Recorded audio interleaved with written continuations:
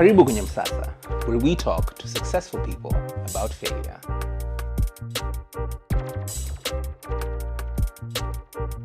Ali, in my opinion, you are by far one of the hardest working men in the entertainment and fashion industry in Tanzania. Although, again, in my opinion, I don't think a lot of people know that. I don't think a lot of people know ni kwa kiasi gani mkono wa Ali umegusa hichi kitu au hivi vitu ambavyo labda kwa njia moja wengine inawezesha wengine ambao wanaanza sasa hivi kuona kama mbona kawaida tu. Haikuwa kawaida, na kuna watu walitengeneza mifumo ya aina fulani. Because, for instance, we do marketing, right? And when we're doing marketing, sometimes we do business development when we're looking for clients. The best clients are the ones who are pre-exposed to a concept. The pre-exposure needs to happen to them. And sometimes you're not the person who made it happen. Somebody pre-exposed them. And that's why today you can talk about things and certain prices and they're like, yeah. Kwanza, you're cheaper than Ali. Yeah.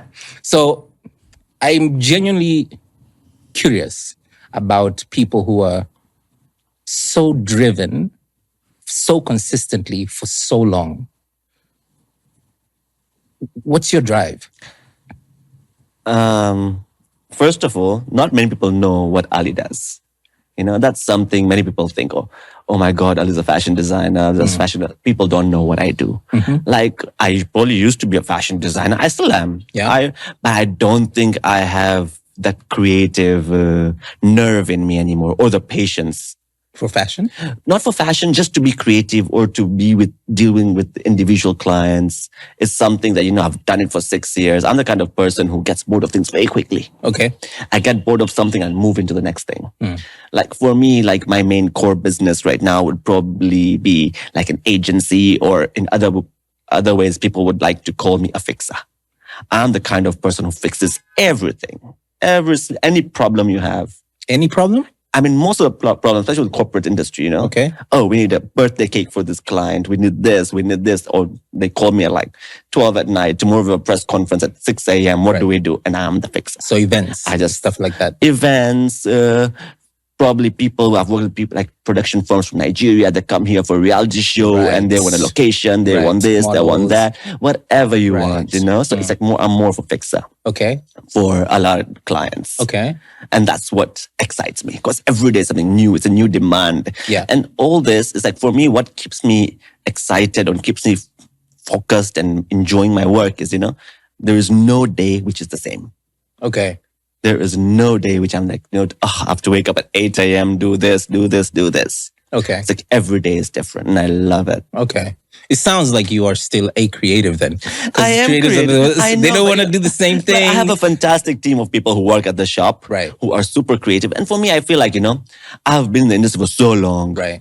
And every day these things change, And for me, the idea of going back to school or to get a laptop or to read something right now and learn, it's something I don't have the ability to do it. Right. This is where I have a great team of people who are young, just graduated from university with degrees in fashion and creative, and they're so good. Right. So you just empower them, give them responsibility, and they work for you, and they're really good. Right. So kama watu wengi wanakufahamu as Ali the fashion designer, hizi kazi zingine zinatokanaje? How do you get them? How do they even know they can come to you to get their problems fixed? Yeah. So first of all, it all started with fashion. Right. Being in the industry, I'm talking about 16, 17 years ago, there was a beer launched in Tanzania called Peroni. Mm-hmm. I remember. You remember Peroni? Yeah. So Peroni, they were doing their launch event at Mediterranean. And they were like, when we're launching a product, we have hostesses, we need their costumes. Mm-hmm. Who's wearing the costumes? Let's go to Ali. So I designed costumes for the hostesses. They wore the costume. The event went well. Great. Now Peroni was under TBL at that time. Yes. And they were very specific with the branding and everything. So the whole team that was doing the events, all the activations for Peroni used to come from South Africa, or, it was and it was getting expensive for them. Yeah. So this next time, again, costumes. The third day, like, Ali, you also have girls. Yeah. you get to provide to us with costume. I'm like, yeah, sure. So I give them the girls and costumes. Yeah. The third day, you give a stage and a red carpet. I'm like, yeah, sure, I can give you. Yeah. So it was more like, it's just building up step by step. Yeah, organically. I don't put myself out there as an events person or a agency or anything of that sort. Yeah. I'm just Ali, Okay. So slowly, these are the people who I've worked with, Okay. So Peroni then, so I've been with Peroni for forever until it went out the market. Yeah. It was bought by some other company. I was no longer in Tanzania. Okay. And then Peroni moved out. TBL didn't want to lose me, so they moved me to Ndovu. After Ndovu, they moved me to Kasalai. Then Budweiser came into market. I did the whole launch of Budweiser, took over Budweiser for the longest time. Yeah. And that's how it started building, Word of mouth.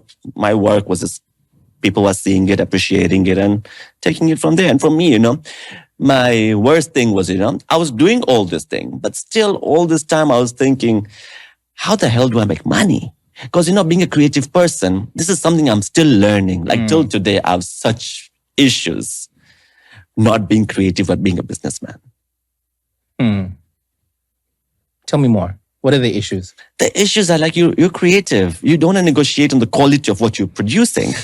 Like the budget is 2 million. I do work of 3 million. And then everyone looks at me, how the hell are we surviving? I'm like, but I don't want to lose out on the quality of what I'm going to produce. Yeah. So that's the challenge. Yeah. But then again, with time, you learn. What do you learn? What have you learned? When you have a big team of people who look out for you, I have a team of about 15 to 20 employees right now. Full time, they've been with me for over 6-7 years. Yes. So you end up being their father, their mother, their guardian, everything. My wife got pregnant, you know? Yeah. Things like this are something that happens every day. And these are the responsibilities I enjoy. Right.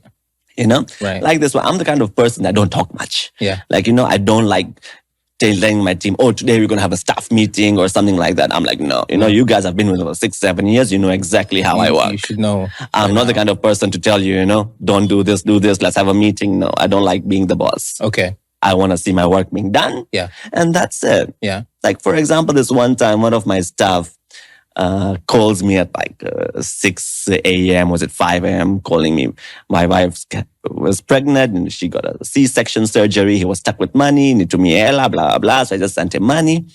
The wife gave birth to kids, whatnot. The next morning, everyone in the work group were congratulating him, Yeah. And now it was like after 5-6 hours later, one of my staff called me, how come you didn't congratulate this guy, He just gave birth. I'm like, I know you gave, I'm like, I know before even you did. I don't have to say it. I don't have to say it. These are kind of things that I do. So now, do you find yourself being more creative than business or more business than creative? More business than creative. And how does that make you feel as a creative though? Doesn't it feel like it's a new territory? Selling out. I'm a new territory. I feel like I've sold out sometimes. Nah. But I enjoy it. It's different. It's fun. It is. It's quite fun. Different. Yeah, it's fun being the business. But still, you always have to be, your creative spark has to always be there. Yeah. But we're the kind of people, we like, even if I drive on the road and I see a billboard and it's just something's not right. It just bugs me. I'm like, Come on, I'm like, why? We're the kind of people who are like that. And that will never shut down. Yeah, that will never shut down. We never sleep. Yeah. I was watching something. I was scrolling actually on social, and I saw we have a lot of motivational speakers nowadays. Now, of course, we do plenty. We have plenty. I, however, have not given up on it as a concept. I just think we have a lot of people pretending to be what they're not. There are still a few people, though, who you can believe because they've got proof that this is how I did it, right? And so, without naming names, there was one particular one I was watching their page and their content. And mshikaji akanasema, if there's one thing you should have, if you're aspiring to be someone, is get a sponsor. Somebody who can lend you their credibility and allow you to get into rooms that maybe it would have taken longer or you might have never even been able to. What's your feeling about that? Mentoring someone or getting inspired by someone, I think it's a great thing. But then again, by doing it yourself, the kind of things you learn, you'll never learn from someone else. Absolutely. Yeah. So he wasn't talking about mentoring. He was talking about get a sponsor. Like somebody who can be like, I'll give you an example. I don't think I would have gotten the DKT gig if Ali didn't say, you should speak to Hisia. Kikweli tu. After we got it, we killed it, but we wouldn't have got it before. Take you back, 2014. I wouldn't have gotten the Ndovo gig if Ali didn't say, Arusha, usichukue zile bendi za kishamba-shamba. Yeah. Elisha. I remember You get what I mean? Yeah. It's a word of, I think, it's the stories you create or the connections you create with people is what helps. For me, if you didn't make a first impression on me, I would have never recommended you to anyone. Right. So basically you're saying instead of seeking a sponsor, position yourself to be easily sponsored? Just be yourself. Right. Like, there are some people out there, they are struggling. Right. They are struggling so hard, but they put out themselves out there like, they are unapproachable. They put themselves out there, they're impossible to be reached. Like Yeah, you just need to position yourself. It's great to have a good attitude towards people. Right. Or to have an attitude, but then again, it depends. Who are you dealing with? Right. You know exactly who you have to put your face down to and who you have to nail up to. Right. Simple as that. Right. I think just creating that small memories with people, the connections with people is what really helps. Okay. Okay. You need to touch people, and even after 10 years, you meet someone, they're like, oh my God, we go way back, Yeah. We don't talk much, we don't keep in touch, but when you meet someone, it's like, oh, Ali. Yeah. Really or when you hear of them, you speak well of them. Yeah. And these are kind of things that people I enjoy, and that's my personal story. Right.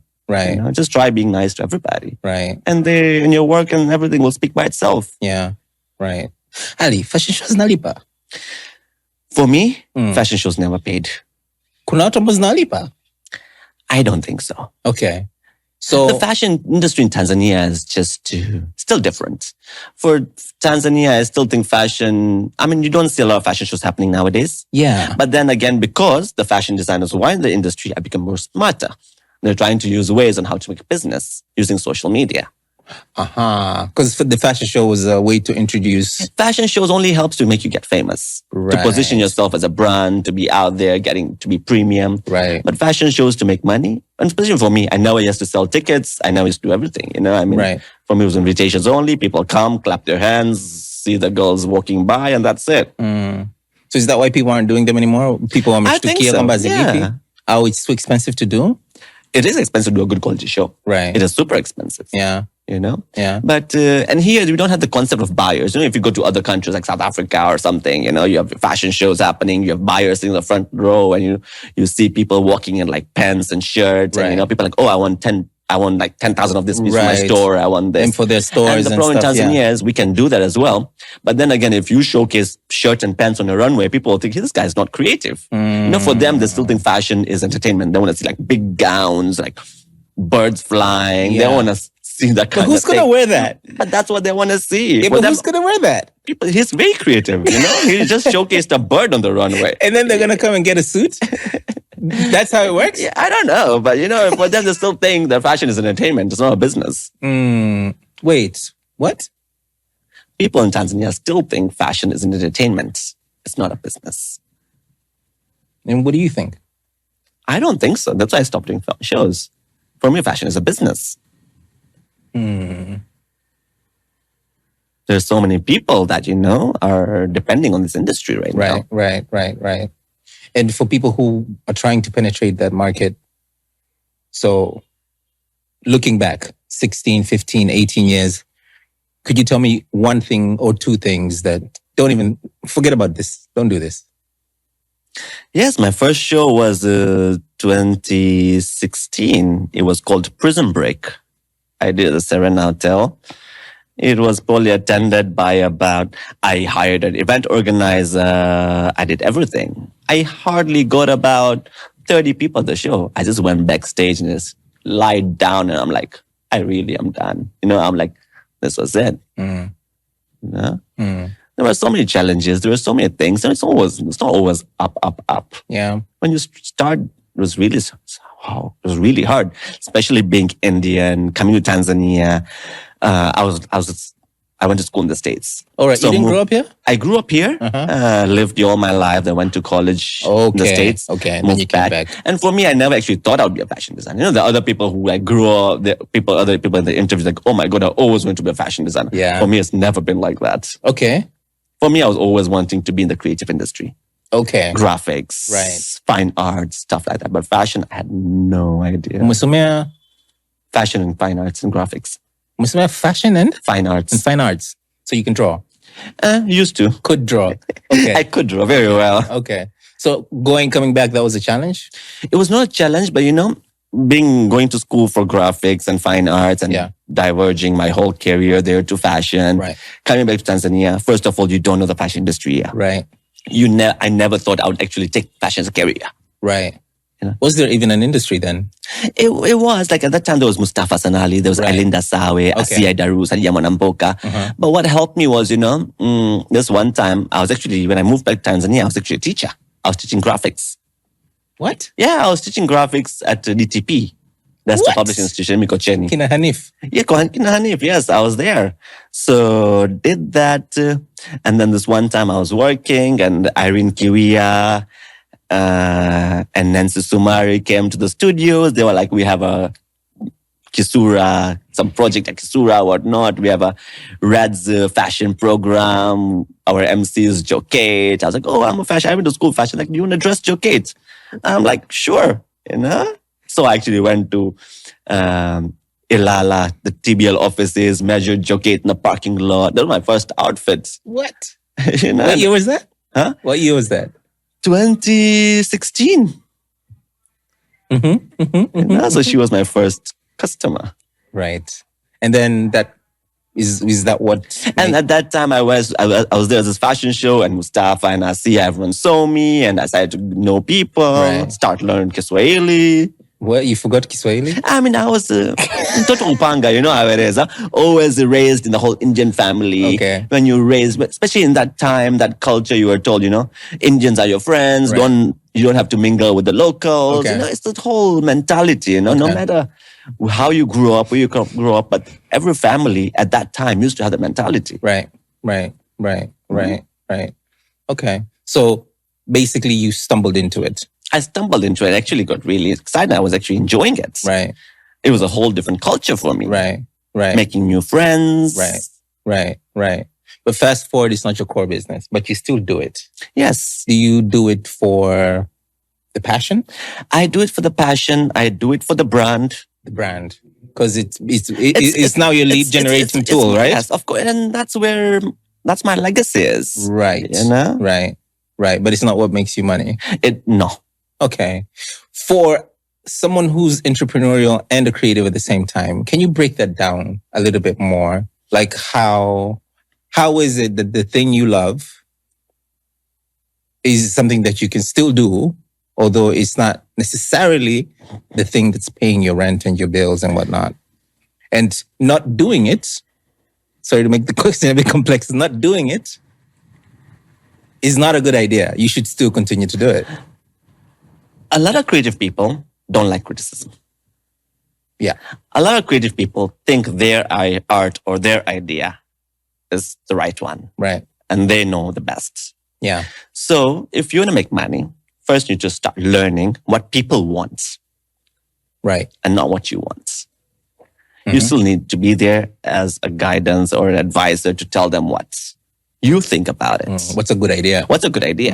But end of the day, they're the ones who's paying. Right. Right. For instance, I'm going to go back to fashion. Right. They're designers, for them, they think they're the best.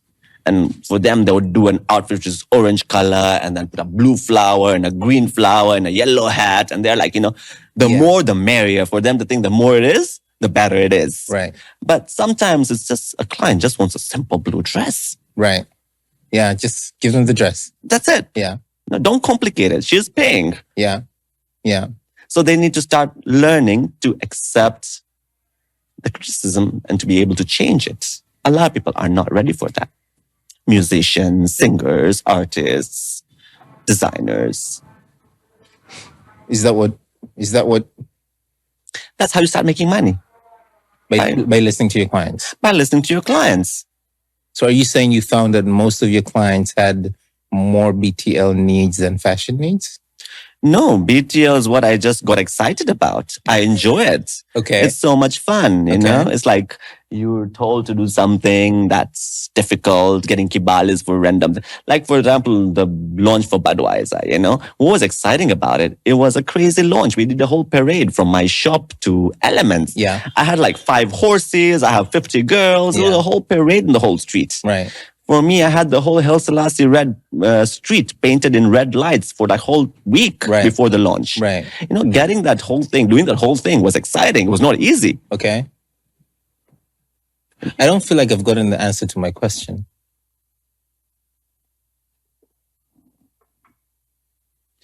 For me, retail is, I go where the money is. Okay. Right now. Right. Okay. I enjoy it. I enjoy my freedom. I enjoy my space. For me, I'm still content though with life. I don't want a lot of money. What's not a lot of money? Isn't that subjective? No. Or there's a general amount that is a lot for most people anyway. Is that what you mean? Enough money is good money. You can survive. You can live nicely, nice luxury life, and you're good. Okay. A lot of people, there is never enough money. Mm-hmm. Like some people say, "Oh, I've made a lot of money." There is never enough money. Okay. What is a lot of money? Someone like, "Oh, I have 10 million in my bank." That's not a lot of money. It's subjective, yeah. But it depends. Some people, for them, it is. Some for others, it's not. Yeah. So it varies. So what do you mean you don't want a lot of money then? I don't want a lot of money. I want to live a nice life. And I am. Right? I am. So, okay, let me paraphrase. Are you saying you've figured out what your enough is? And you're content with that? It's never enough. It's never enough. So what? But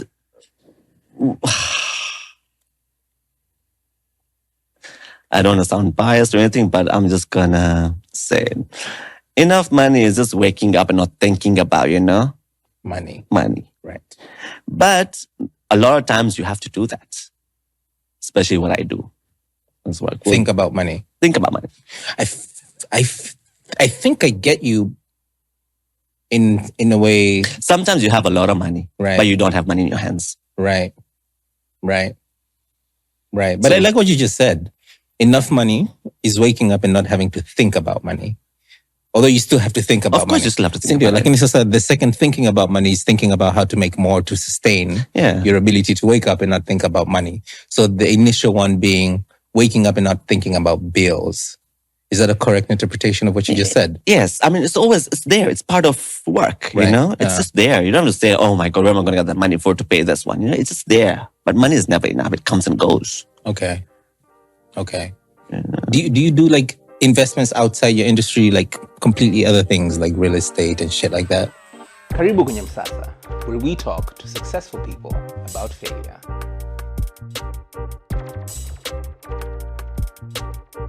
Why? I don't know why. I don't believe in investments. I don't believe in investments. You don't believe in investments? No. What? You don't believe in investments? What does that mean?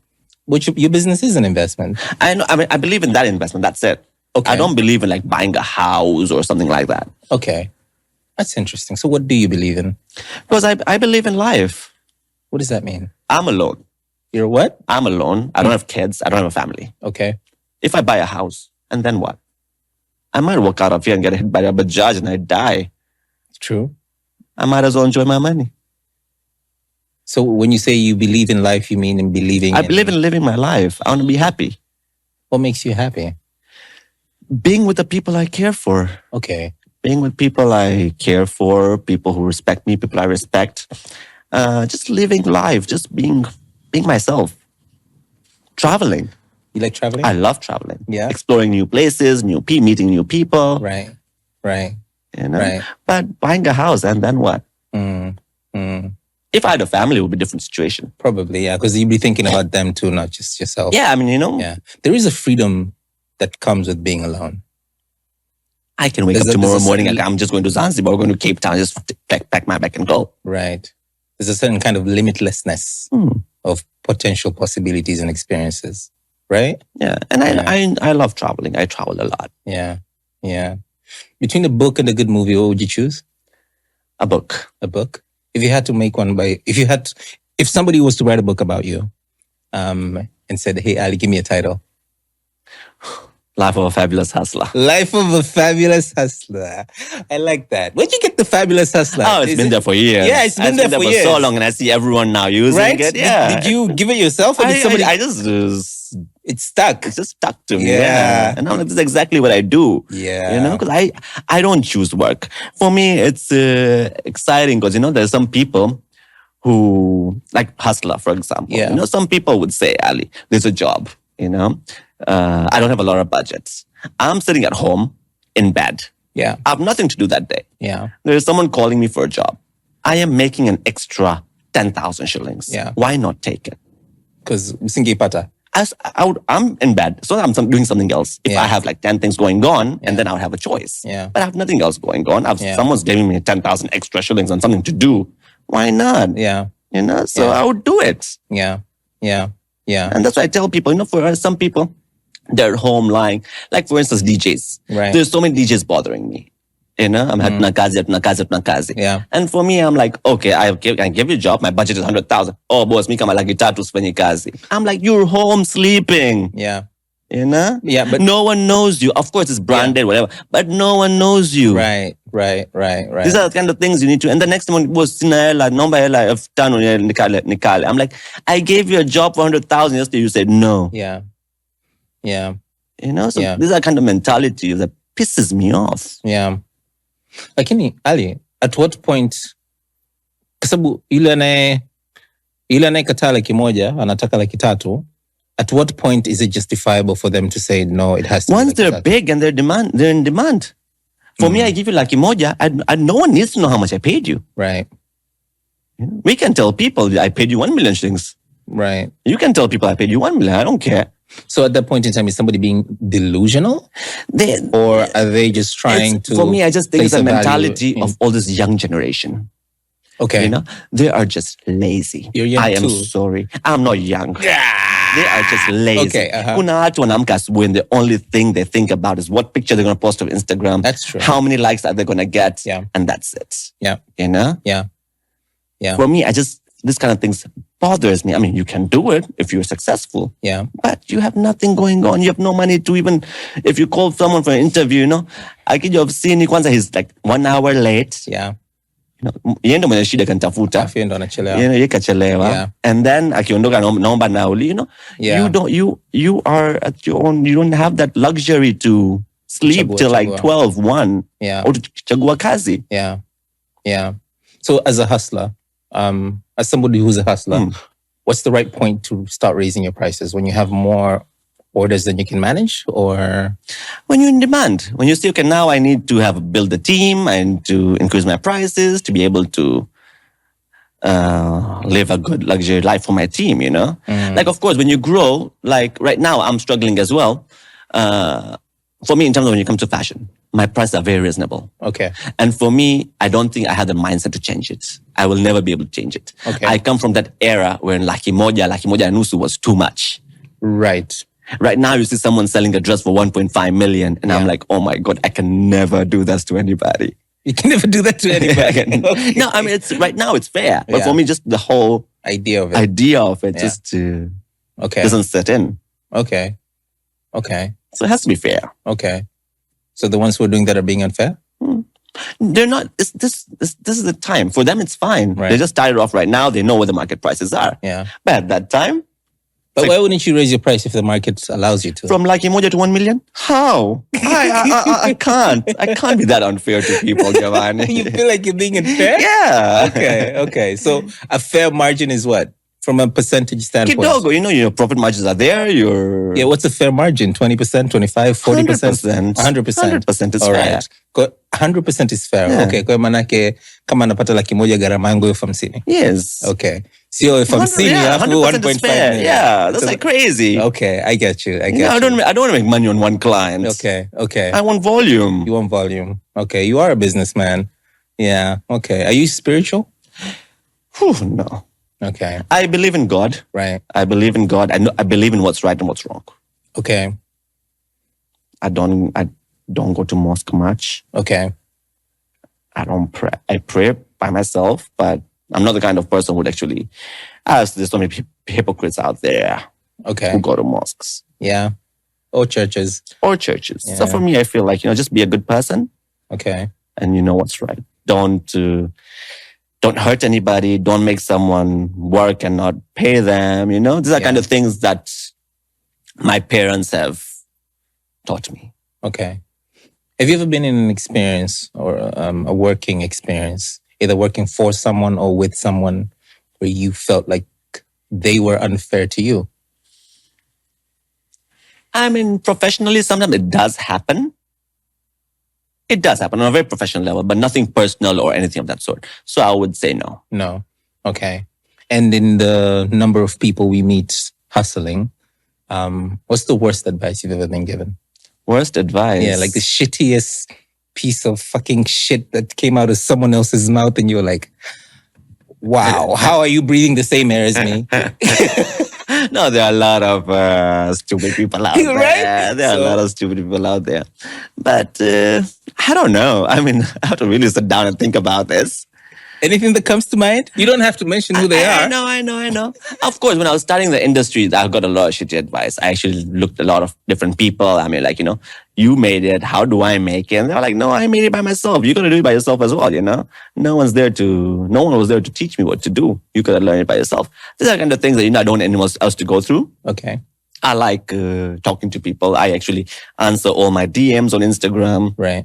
All young designers want to be designers. They always look for me. I always find time for them. Okay. You never know who might help. Okay. So you're saying the bad advice was that you got to do it by yourself? Yeah. I mean, just selfish. It is selfish. Yeah. I'm sure there's a lot more. Right. If you think about it. Do you remember any good ones? Yes, 100%. Like one of my first tailors, Titus. I know him very well. He told me this one day, for you to make in the industry, you have to change from what you are right now to be totally Tanzanian. You need to, being Muindi, being Mzungufied, living in the States, coming here, having a whole different mindset about Tanzania.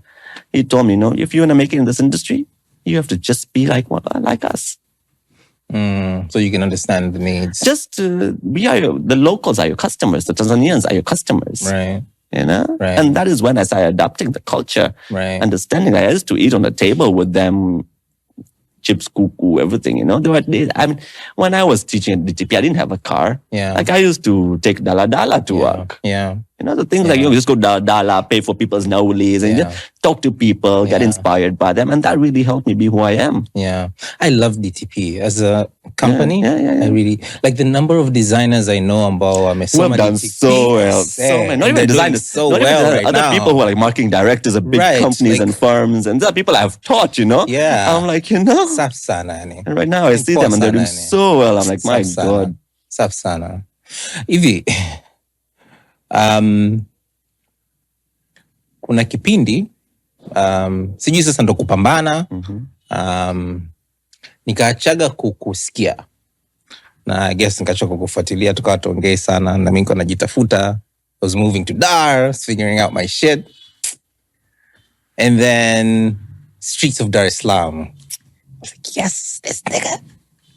How did that come about? That was the coolest thing I've seen. That was the most interesting project. It was such a fun thing I've seen in a while. I was randomly at home scrolling through Twitter. Yeah. And I saw this really cool sketches. Right. Yeah.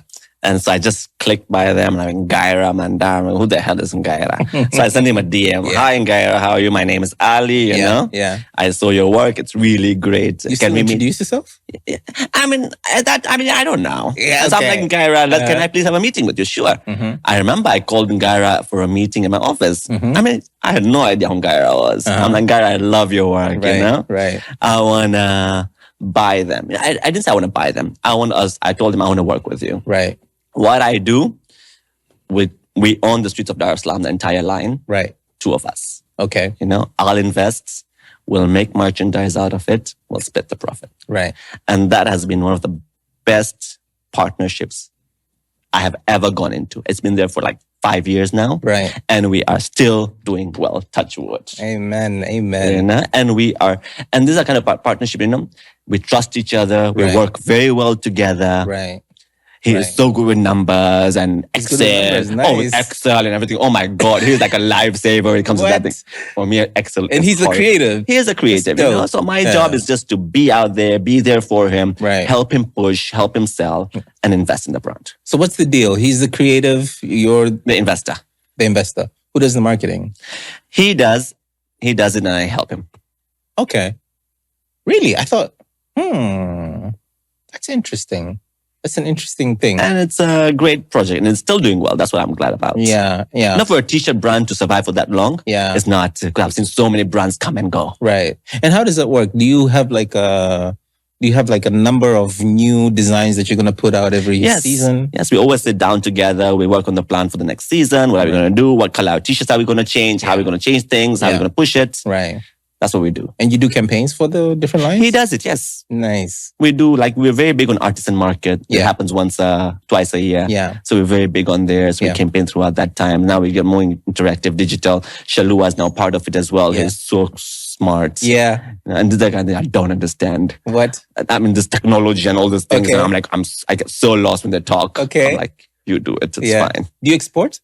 No. How come?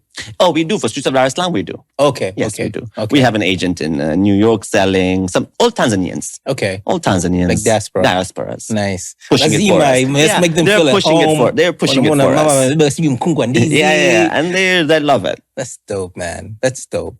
Do you see yourself doing more collaborations of that kind?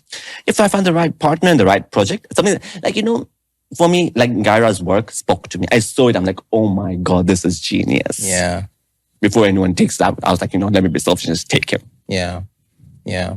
And right now we work with a lot of corporates. We customize Streets of Dar es Salaam for corporate companies now. Right. And that's doing really well. Yeah. Yeah. Yeah. Ali, I want to ask you a question as an employer. Yes. As somebody who is responsible for other people, that equally need the people to be able to make things happen. What's your biggest challenge when it comes to recruiting talent? Recruiting. Or people to work with? Simple. For me, first of all, I have hired a lot of people. I've worked with a lot of people. Mm-hmm. What I like to do, I'll take people who are young and inexperienced. Okay. I take them with me. I teach them. I empower them. And I let them learn by themselves. I am there. They know exactly when I teach them what I do. Okay. And this is what they do. But what happens is, a lot of times someone who's been with me for probably 5 years, and this has happened a lot of times, someone who's working for 5 years and they're like, boss, I've been here for 5 years. And I tell them on their face, you work here for 3 years, 4 years, 5 years. Your salary can start with 300,000. The most can go up to will be 600,000. There is no growth after here. Okay. We are a small company. Yeah. My job is to be here and let you grow. Yeah. Like, example, Fundi Juma. Fundi Juma? Juma Wilson. Mm-hmm. He started off with me. Okay. He was with me for about 3 years. Mm-hmm. And then he came to me this one time, boss, I've got an opportunity, do you think I should do it? I'm like, yes, go for it, And I told him, you're going to stay here when it was 10 years. Your salary was not going to go above this one. Right. You have this great opportunity. Do it. Right. And he actually did it. And he's doing really well. Right. And this is the same thing I'm talking about for photographers, because I work in this industry with entertainment agency, whatnot. I always have photographers. I always have graphic designers. I always have young animators and all these people. Right. So I take them really young, and I teach them, tell them, empower them. Right. This is your job. Do it. Okay. I don't want to see you. You don't have to come to work at 8 a.m. You don't need to leave at 5 p.m. You do what you have to do. Make sure my job is done. Okay. But, from once they start getting busy, they actually move out and they actually bring me someone else to work with. Okay. So for me, I just feel like empower them. Okay. So you haven't had challenge with local talent? No, some of them are irresponsible and lazy, but then you can work with them. Okay. So, for instance, what's the longest amount of time somebody has stayed with you? The team I'm working with right now have been with me for about 6-7 years now. Okay. Now, in terms of the churn rate, doesn't that worry you because you're constantly having to retrain? Or is the retraining part of what you want to do? No, like right now, I have people work for 5 years, but then again, there are other people who work for 2 years. So they get trained by the ones. And they're the ones who train them. I don't get involved in day-to-day activities. Otherwise, I wouldn't be here. Absolutely. Yeah. Ali, I feel like you're very kind. Kind. Yeah. Yeah, I get used a lot. That's funny. It's true, Naomba laki moja kopesha, that's how it is. I'm the kind of person, if I have it, I'll give it to you. Is that because of how you grew up? I don't know. I just guess it's how I am. I don't have that bone in me. And it's sad. It's really sad sometimes. Yeah, you give someone 1 million. To be a good person. Like someone who was so close to asking for 2 million, give them 2 million. And the next thing they know, after 5-6 months, they stop talking to you, they lose. I'm like, it's okay. You just have to tell me that you don't have the money to pay me. I would understand. Yeah. Or you can just start giving me 100,000. Kidogo. I have no issues. But things like this happen. It's life. So how do you protect yourself from people? Don't give anything to anyone anymore. Don't. I learned the hard way. Right now, just a Sina. It's easy as that. But that's the scenario in the context of money. Yeah. But like just generally, like work-wise, how do you avoid being overused or abused or? Abused, no. But to use, I just feel, I don't know. It just depends who it is. For me, I take people I work with, people I associate with like family. They're the people that I work with every day. Like I was telling you earlier as well, for me, I don't have a lot of people. Right. I know a lot of people, but I don't have a lot of friends. Right. I only have very few friends, and all these few friends are people who are way older than me, way smarter than me, so successful, so much richer than me. Right. And these are the people that keep me grounded. Like these are people like I have issues with TRA, I have issues with this. I just go to them and they help me out. What to do. Yeah. Yeah. And I keep telling all these other people, so it's the people who you associate with are the people who are going to make you or break you. Keep the right friends. Right. For me, if I didn't have that, they are my support system. Without my friends, I would be like nowhere. All my happy times, sad times, death in the family, my friends have always been there for me. Thank you. Yeah. So, Ali, we have a segment in our podcast ambayo tunaita Nje Boxi. And this is a segment where tunatamani kupata a very concentrated Msasa from our guest. And what we're hoping to learn today from you is, so let's say you are 16, 17, 18, 20, 21, 25, in that bracket, 16 to 25, let's say, or 16 to 24. And it's an age where unaanza kujitambua kimwili, kiakili, kitabia. Unaanza pia kugundua ni vitu gani unavipenda, uvipendi, unavijua, uvijue. Na labda Mungu akakubariki pia ukawa na kipaji. Na vipaji ni vya aina mbalimbali. Unaweza kuwa tu una jicho ambalo linaweza kukuwezesha wewe kuwa direct wengine, whatever your talent is. Okay. And then you choose to gamble on yourself, right? Bet on yourself with those support. Sometimes people don't have support, and that just makes the journey more interesting. So yeah. And now you're doing the thing, doing the talent. But in order for you to be able to do the talent for a long time, it needs sustainability. You need to make money. Now, from personal experience as well as observation, it looks like there's a leap or a gap between your talent and your talent becoming a business. And I'm saying becoming a business, not just generating income, because you can generate income, but it's not sustainable, it's not repetitive, una volumes. So that gap between kipaji chako kwa biashara, who do you have to become? Who do you have to become in order for you to be able to go from this level to this level in a way that makes sense and is sustainable, preferably for this market? Okay. First of all, in any art industry, in any creative industry, you need to have money to be able to start the business. Mm-hmm. If it doesn't make money, then it doesn't make sense. So I would advise a lot of young people out there who are trying to make a career out of their art business, look for a full-time job or something that gives you a constant money. If you're a singer, you have to go to music to a producer to record sound. If you're a fashion designer, you have to have money to buy fabrics. Make sure if it's your passion, you believe in it, you think you are super good. Look for a constant income. You can do that full time, but invest a little money into your creative industry until it starts building up. And then you have a choice. You have a choice where you can't manage both. And you're like, what do I do? I can't give my 100% to this. I can't give 100% to this. This is when you have to make a choice. I want to do this or I want to do this. So I would believe, first of all, you need to have constant income to be able to take your creative side to business. Otherwise, you're not gonna take it. Other thing, learn. Learn from people around you. See what people do. I came in the industry at that time. There was Mustafa, Hisia, Linda.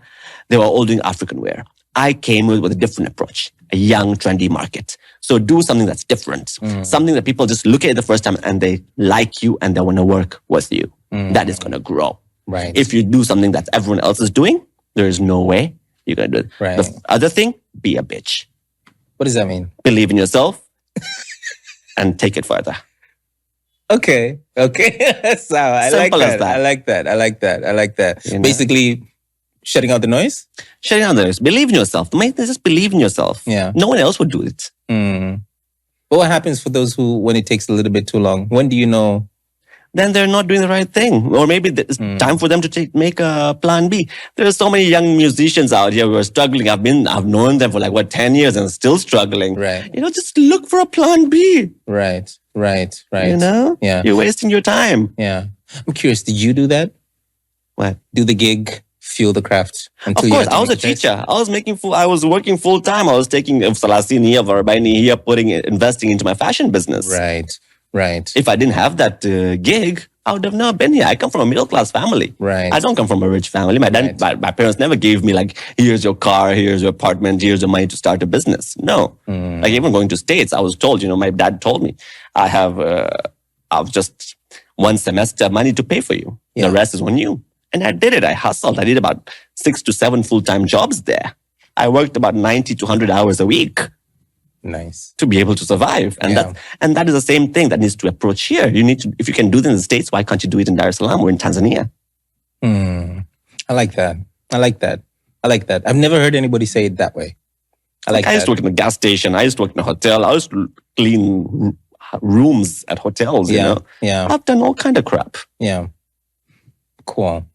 And now let's say you've been able to get to a position where you've been able to make the choice to focus on the craft so that you can really make it into something.